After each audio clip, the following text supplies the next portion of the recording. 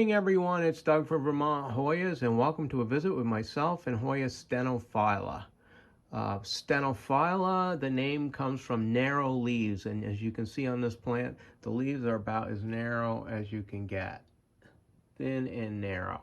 I'm pretty excited that I might be the first person in the U.S. to flower this plant. As a matter of fact, the only photos of flowers that I can find for this plant online were taken by Sarisa Samadi in Thailand, and Vermont's climate is quite a long ways from Thailand, but I think I was able to pull it off inside of a grow tent. The flowers, unfortunately, on this plant, it seems to be the case where they open at night and close during the day. So you're not going to get much of a flower photo, but I have done it, and I wanted to record this for posterity. You can see here that this flower is mostly closed up. I did get a few photographs. You can see that the corona is yellow and red inside of it. But there's a few other Hoyas like Wallacii that will open at night and close during the day, and it's kind of infuriating.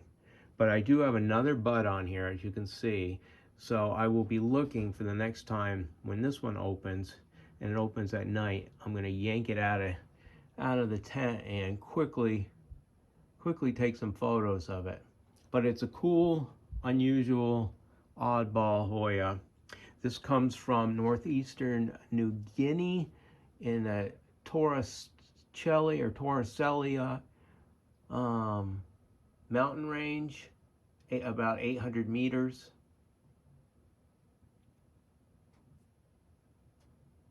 It's very unusual. It was first discovered in 1908, so it's not a recent discovery, but it's very rare in its native habitat. It climbs up trees. It's pretty much totally epiphytic. I am growing this in tree fern fiber, which I barely water. I just give it a couple of little sips when I see that it looks like it's pretty much totally dry. Too afraid of killing this plant. It came to me. I want to thank Jackie very much in Arizona for getting me this plant. It came as a small rooted cutting, and I almost lost it. It was growing in pond. It did not like it, and it really kind of took off after I transplanted it into this tree fern substrate. So that's all I've got for now. Hi, it's Doug. I'm back with Hoya stenophylla, and this is about as good as it gets. The flowers are not that impressive. They never fully open. Even in the middle of the night, this is as good as you get. I'm gonna see if you can, there you go. But I did it. It's a very rare event. When I come back from this little video segment, I want to show you exactly how I flowered this, where it grew, and what I think led to its blooming. There's no scent here. The flowers are so small that it would be hard to detect it anyway. But two of them are open now. I even checked this in the middle of the night, and like I say, these flowers don't open very far, just far enough, I guess, for an insect to be able to pollinate it. So step back here, and I'll be right back and show you its home. Okay, I'm back. This is where Hoya stenophylla lives. Pull this back.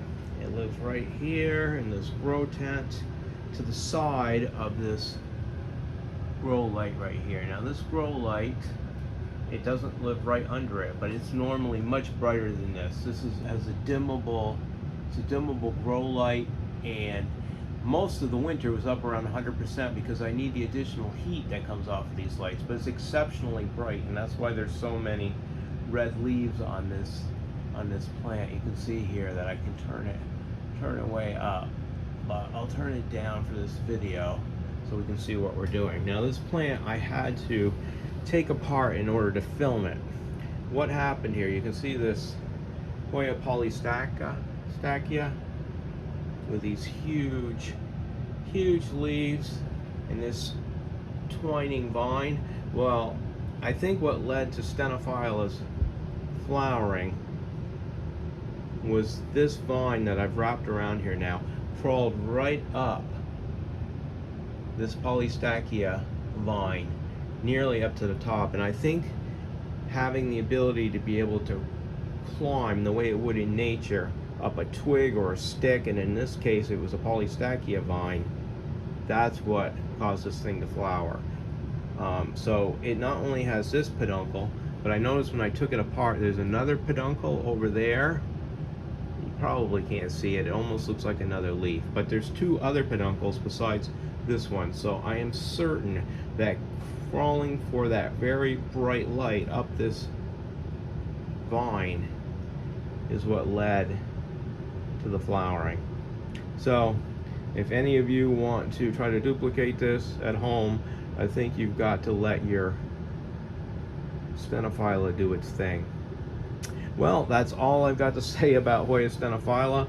I'm really excited that I was able to flower a plant that apparently is very difficult. They did this in record time because I only got it last fall, so it can flower in a very short amount of time if allowed to grow the way it would in nature.